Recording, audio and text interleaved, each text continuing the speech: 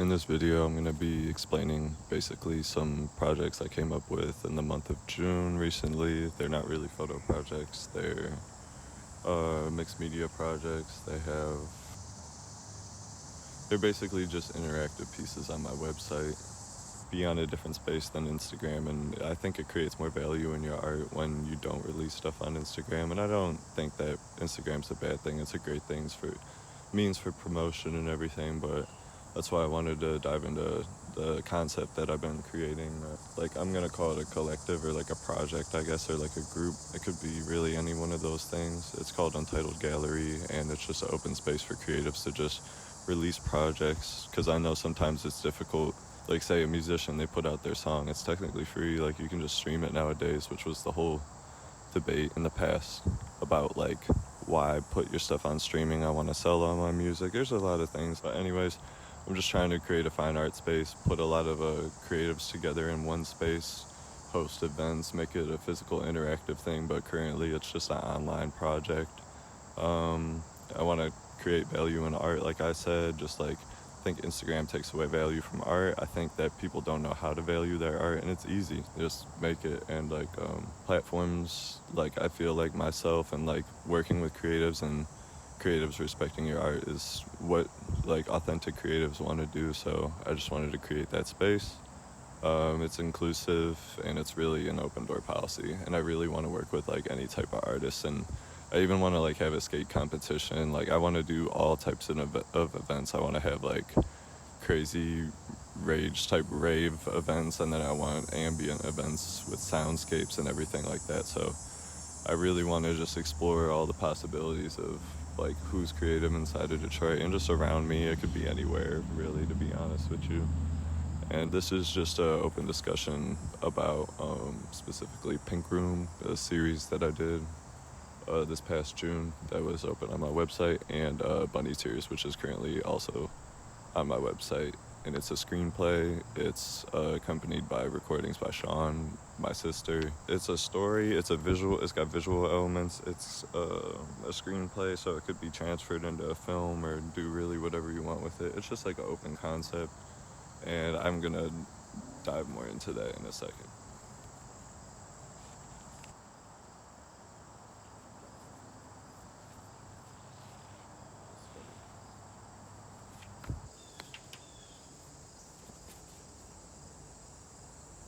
So Pink Room actually happened very, very randomly. I'm going to briefly explain this because Pink Room is super, super random, and it's very candid, and that's kind of how my photos were originally when I started taking photos when I was like 15 and doing analog and just figuring out that whole process and developing photos years and years later. Just like, it's a weird process to like with this creating like moments that are completely untouched, and you didn't have to stage them at all. Like, there was years and years and years where I just did not stage a single photo. So this just happened. Like, I saw there was like a panel of a garage open, and then there was a chair inside of it, and I immediately like knew that it was something really, really weird and eerie. Well, there was like a safety element, and there was also, I knew that it was going to be something that I was thinking about a lot in that recent time, which was creating a project around liminal spaces. And I was like, oh, this is amazing. And the walls were pink as well, and I already had the idea of Bunny Tears, but that really just like pushed it 10 times harder. Like, I put a date basically on it as soon as I knew about the Pink Room, and I started coming back. I started shooting on a small GoPro. I shot on my nice camera. I shot videos on a Coolpix. Like, I just did all types of photography and videography around it, and then I just kept editing through it. And I always wanted a big photo series of like a panel of photos, so I knew that might be a really cool one. And I know that they're repetitive photos, but it's actually the motion of like all the images that are created in that short clip, which is actually just like GIFs that I created from selected frames of the video. It's all like a photography experiment basically, and it's into one project called Pink Room. Going into the second part of Pink Room, like how it was made. This manifestation like kind of happened with like this idea of finding an abandoned space and then recording it or making a project with it and then interacting with it and coming back to it and letting it be something alive. Like that chair that's in it, I did not move it. I have not sat in it.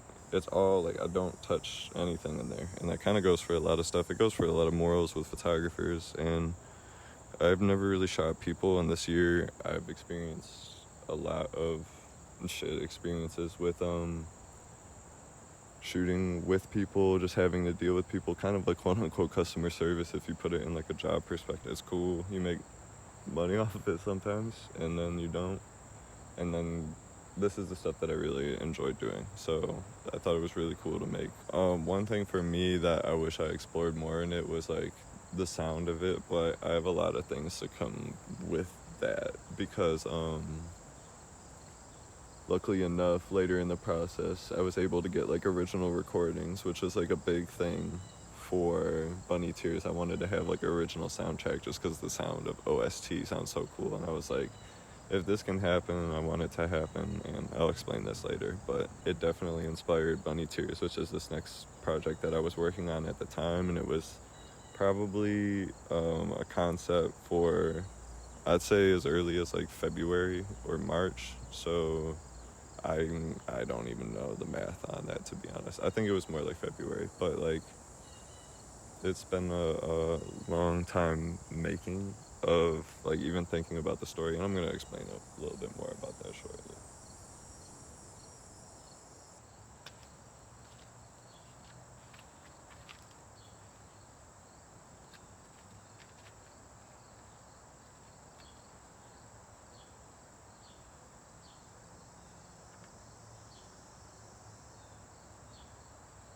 So how Bunny Tears relates to Pink Room and vice versa, of course, is it's just like this unintentional prelude. It's kind of like this candid moment.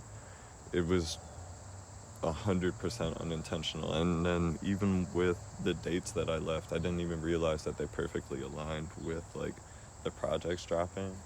It really inspired like me to create a gallery because I realized I have a space on my website where I'm expressing my creativity off of, and not on Instagram. It's there for a certain period of time, kind of like a fine art gallery, kind of like I've always experienced, and it just perfectly fell in place like a puzzle piece. It was just like a beautiful. It was awesome. It's kind of how my art's always worked, and I'm always grateful about that. And both of them are like mixed medium formats, so it's like has a lot of video, it has a lot of photo. The photos I used, or the videos I used in the first one, became photos and then became videos again, but technically they're GIFs. I don't know. Basically it was a lot of like back and forth and like creating this distortion. It was a lot to it that definitely inspired like the process of Bunny Tears. It was also a great interlude to Bunny Tears because I had been teasing writing a script for a long time. I'd been writing a script with another person at the time. So my plan was to write one script and then write this script. So when this project got pushed forward, I understood that the budget wasn't really there. So I instantly knew that it couldn't really be a film. The most it could be is like a short movie, and that was okay with me. I was like, I can put out a screenplay. A big inspiration per se could be like, because of the internet, which is that screenplay by Childish Gambino. It's just like on the internet. It's a very weird screenplay. People don't really read that. I'll just keep talking. It's not that big of a deal.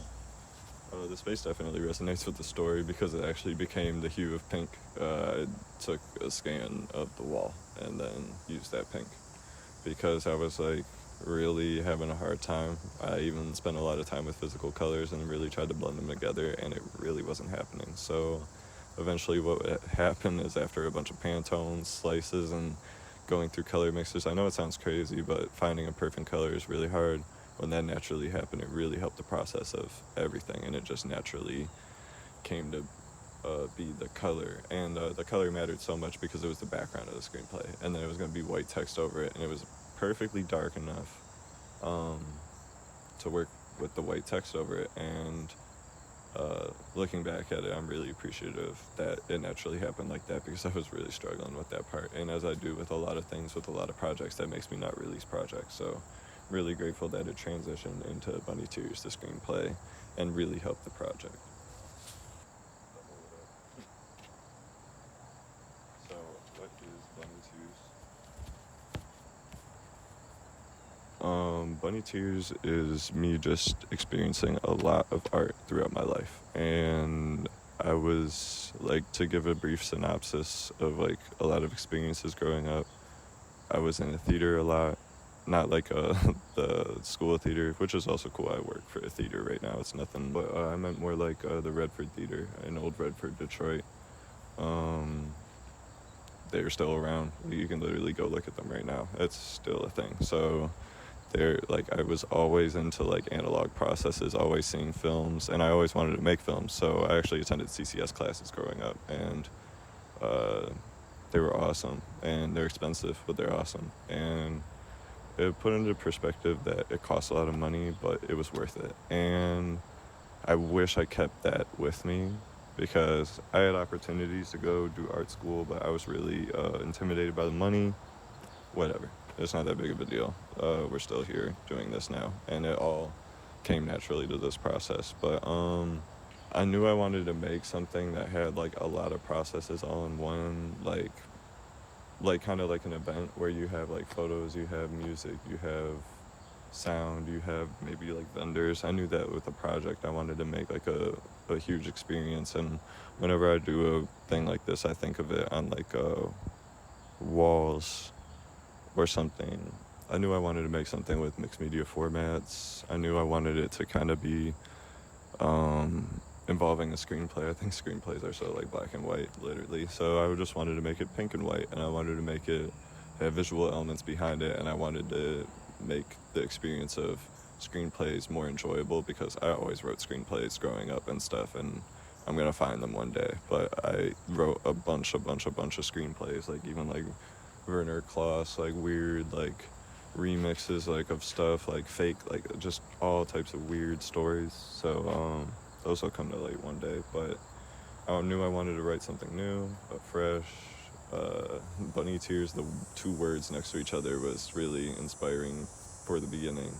And then like a story kind of developed through the boredom of just being at jobs like FedEx, like this host job that I had where I just sat and just checked people in for a while, and really boring jobs where I just had the time to think about stuff. And props to my coworker Ava that had like a drawing specifically of a bunny, after I kept seeing bunnies over and over again. There's a bunch of bunnies in this yard, for example, but they had a picture of a girl wearing a bunny hat, and it wasn't exactly like the character that I had imagined, but I was like, okay, I gotta write this. So I remember grabbing a piece of paper like about this big and writing the storyline to it, and it was way different than what I have now, which is okay. And yeah, like it just naturally created or became this different thing. But what did always stick with it was the dream at the beginning, which is kind of funny, because that was never going to change. Like I never even edited that at all. It always stayed the same, the exact same. There was no specific there was no specific inspiration behind that at all. And then the biggest thing about like even making these screenplays growing up that weren't even relative to this, besides writing screenplays, just always not having a budget but wanting to be creative is really important for, I think, people like me and a lot of other people. I don't think it's just me. And it was really cool to just think outside and inside, really inside of a box, but still like be creative, because it's worth it. And there's no reason you can't think of, like, I can't think of the project I just made as a feature film, or someone can't make it, which is really fun to think about. Just not really being held back by little things like that. It could go for any format, like a musician using BandLab to make music, or like a writer just writing on pen and paper instead of like, I don't know, like, it can go multiple ways. There's plenty of examples. Specifically a moment with my photography when I realized that my photos could create stories, like in series specifically, which is inspiration for the Pink Room series. It really inspired me to just create stories and think of stories. And this story of this 24-hour period of this young person's life, I thought was something that was worth the time of like really creating a huge story about and like creating a whole experience. And that's how Bunny Tears really happened.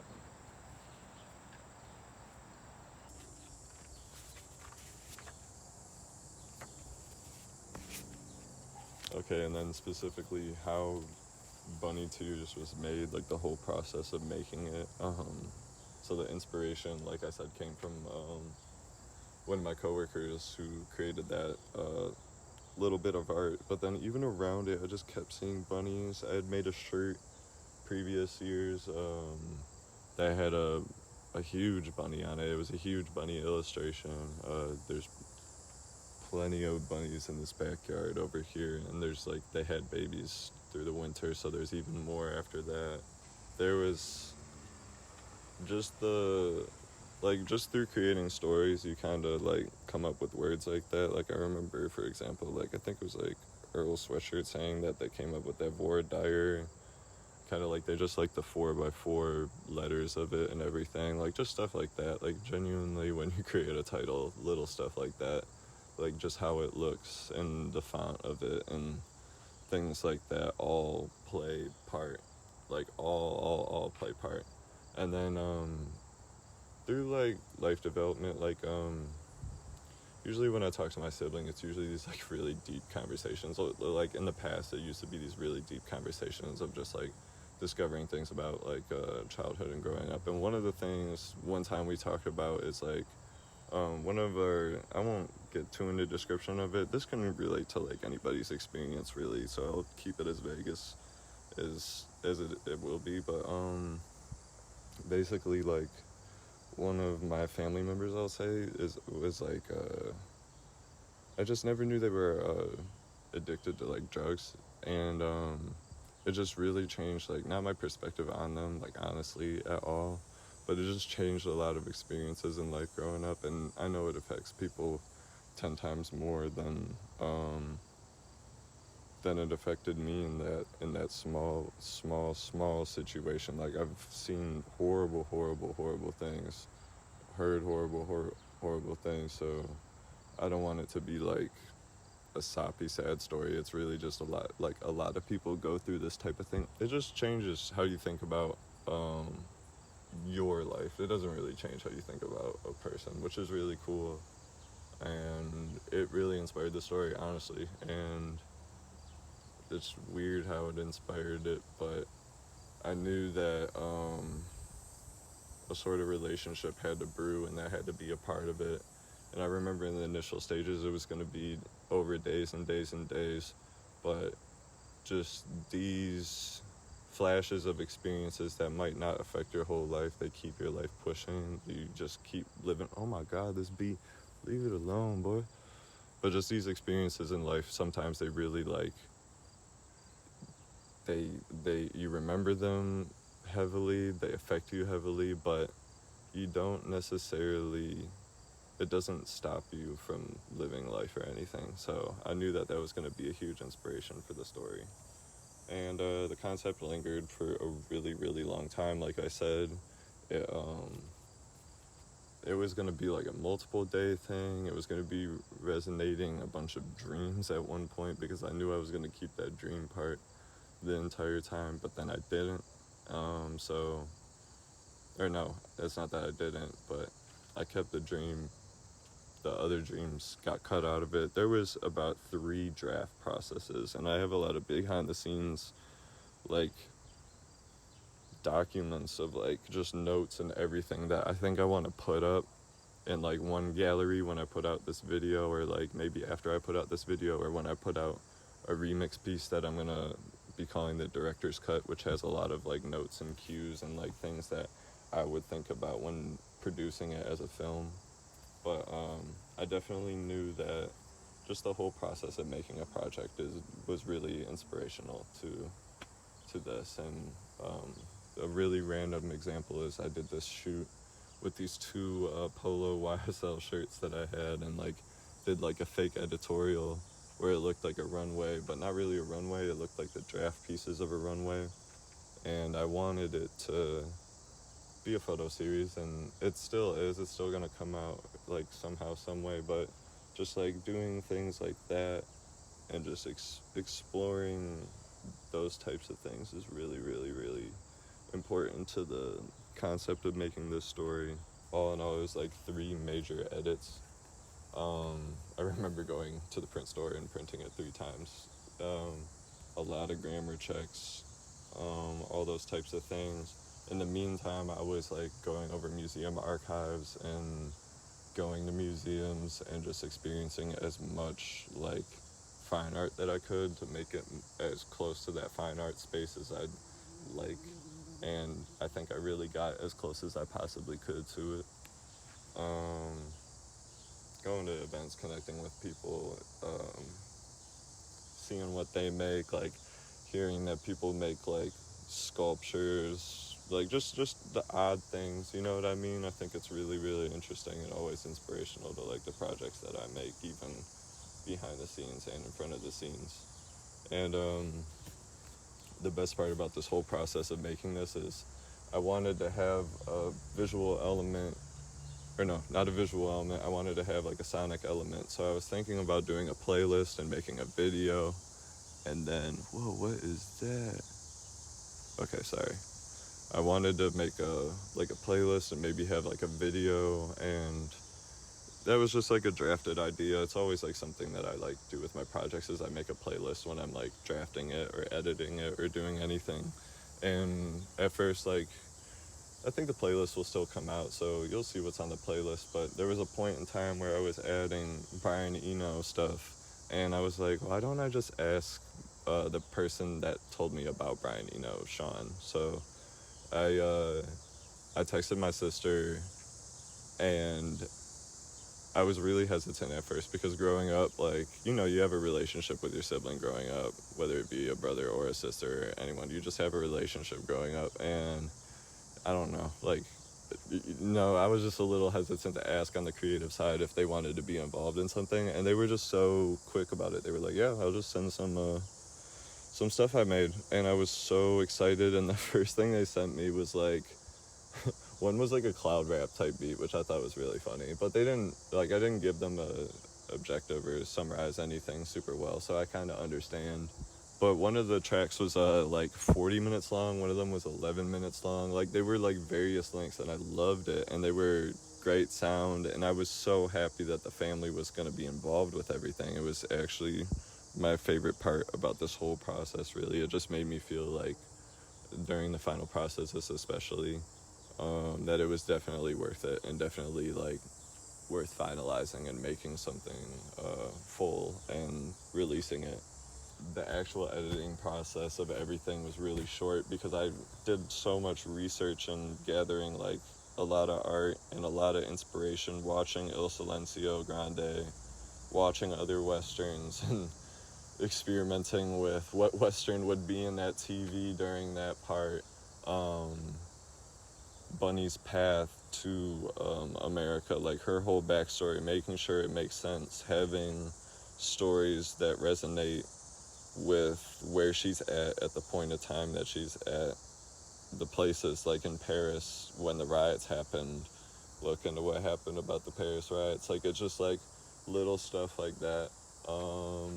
Her pathway to London, which isn't really described, but they're refugees. They're like going to London. They're trying to seek refugees. They're trying to seek asylum, I mean. And when they reach there,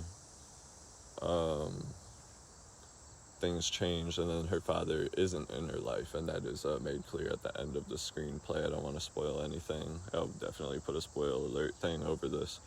But just like all those elements, and then like the colors, then just everything really got added together, and it was super important, and it was so much research put into it that the final process was like really, really, really easy. it was just kind of like putting a puzzle together, and like you already had the pieces painted. Like center. So for the future of the project, yes, it is out on the website. It was released on August 1st, the day after Pink Room went out. So there was like this little lapse where there just wasn't anything on the website, which I thought was kind of cool. It's kind of like a gallery being built. But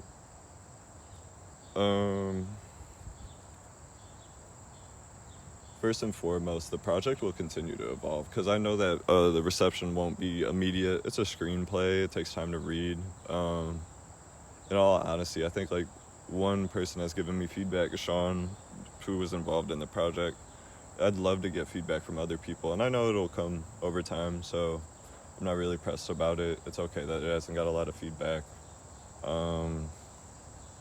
Just to dive into that a little bit, it can be kind of discouraging when like people don't respond to your projects, but if you're really like making stuff to just make stuff and be creative, like you'll genuinely find happiness in that. And it can be annoying or frustrating or anything like that, but honestly, at the end of the day, like, I don't know, you really have to think about what actually makes you happy and what about the process, like why'd you do it in the first place, you know what I mean? You just gotta be real honest with yourself and consistent through the whole process, including putting it out. And the reason that I put a due date on it, and I didn't like surprise drop it or anything, is to possibly create an audience. And that didn't happen, but that doesn't mean that you're not supposed to do that. So it was just a lot of personal experiences. I know that reception will come from it, and this video will create reception and open people's eyes and give a better explanation of what to expect, even from like clicking on my page and looking at that project. I think that's a part of why there hasn't been a lot of response. The project will continue to change. Like it's just on my portfolio, which is the best part about everything. I can add as much as I'd like. It's not on Instagram, which is another point of like what I want Untitled Gallery to be. If you want to change your project, you can. You have the ability to, and I think that there should be always an opportunity to do that. And yeah, I'm excited to be able to add more things and continue to develop ideas that I had before. That's mostly the biggest part about any changes that will happen, is I already had the idea and they weren't in the final product. And just in case like it was kind of hard to see, I left it out or something, you know what I mean? And I just didn't have a final idea about it. So I know that those things can get added to the project, which is really nice. An alternate version will be coming out, like a black and white version with like highlight notes and like visual cues, actor cues, like sonic cues, maybe like a song playing. It'll have like handwritten parts over the type Courier font, and I think it was actually my original idea of what I was gonna do, but it's happening as kind of like a remix, which I think a lot of artists go through. So like when I say artists, like musicians and everything. So I don't think that's the craziest thing. And then at first I thought that it was going to be a playlist. It might come out with the alternate version, but the OST actually happened. So a music video might be happening inside of the Pink Room for that. I know that I'll have a promo video. If I have it made before this, I'll put it here, but you'll see what that is. It's weird. And the music video is pretty crazy, but not crazy, but it's kind of like an ambient, chaotic video. And came up with it while I was at work again, and it hasn't been made yet or anything, but it's definitely something that I've talked to Sean about, and they thought it was a fun idea, so I was like, might as well put some time into it and create this whole experience some more. And like kind of like alternate recording, kind of like how the screenplay has a remix, the original recordings have a remix where there's going to be like an ambience literally from the Pink Room. So it's like it all encapsulates into one big experience basically. And that's how, you know, Pink Room resonates with, or ties into Bunny Tears and vice versa and everything. And the OST with the pink room. You know what I mean? It's all one big world, because at the end of the day, when you're an artist, you're creating a world, or some artists at least create this world. I know filmmakers do it a lot. Musicians do it with like styles that they choose to use and stuff like that. So I definitely knew that it's kind of like making a film. It's like creating an experience and using the elements of both projects. Even with the OST, I thought was going to be really, really cool. And continuing on in the future, Untitled Gallery is going to be pushed really, really hard. This past year, I've been using my name, Liam Monaghan, as kind of like just a display name for my art. I don't know if it's because, I don't know. I just want to change it up. I don't want to be using my name as my brand anymore. And I also want to connect with other artists and give a platform to make people happy. Because at the end of the day, I had a conversation with a writer named Jonathan about this. Like, art is supposed to make people happy. Instagram doesn't do that.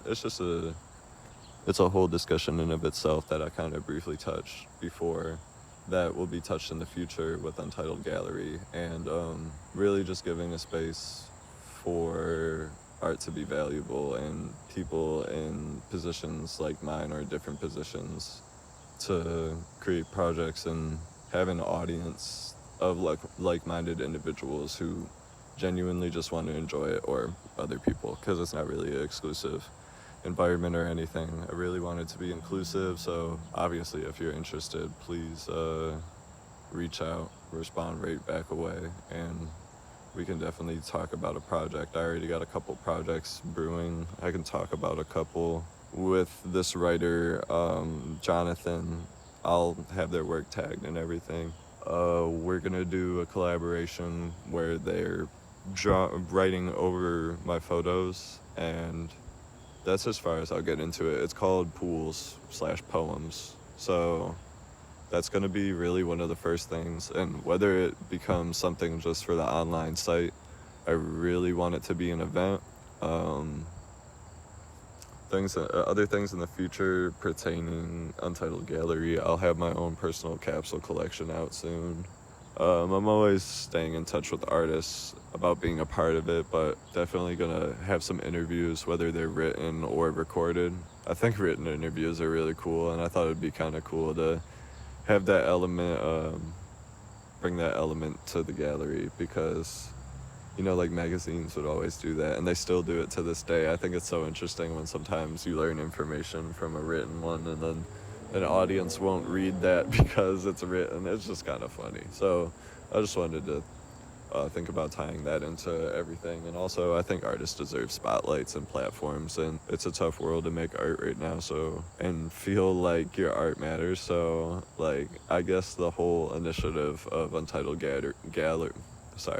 the whole initiative of Untitled Gallery is just that your art matters, and that you don't have to put it out on Instagram and degrade your art's value. You can control it. You can do anything with your art. And the main thing that you can do with your art is you can make people happy, because like a lot of wise people say, including like Brian Eno, for example, like in his book, like, art is supposed to make you happy, and you really have a lot of social structures that are really against kind of like this whole, it's kind of like, think of like a river, like you're letting a river run dry, and I'm not saying that it's gonna like, art's gonna like poof away, but the river's really, really dry, and I just want to like fill that up with artists who aren't filling up that space yet, and artists like, for example, Jonathan, who is like, please check out Jonathan's work, because they're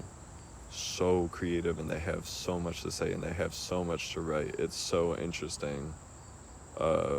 Please check out their work, because people like that really deserve a spotlight, really deserve to have value on their art, and really deserve to consider their art fine art. And I'm not saying, like, a big point for me is like, it's so cool like putting your art out on Instagram and TikTok and all these things, but at the end of the day, that should just be promotion for the bigger picture, and Untitled Gallery is that bigger picture, and it's an inclusive space for creatives to experience and collaborate and do all the things that they should be able to do. It's really like a no boundaries experience, and it's definitely gonna be a big work in progress throughout this year. So I'm really excited to dive into that. But for the meantime, Untitled Gallery is hosting Bunny Cheers the Screenplay, and it has the archive piece of Pink Room is actually still able to view.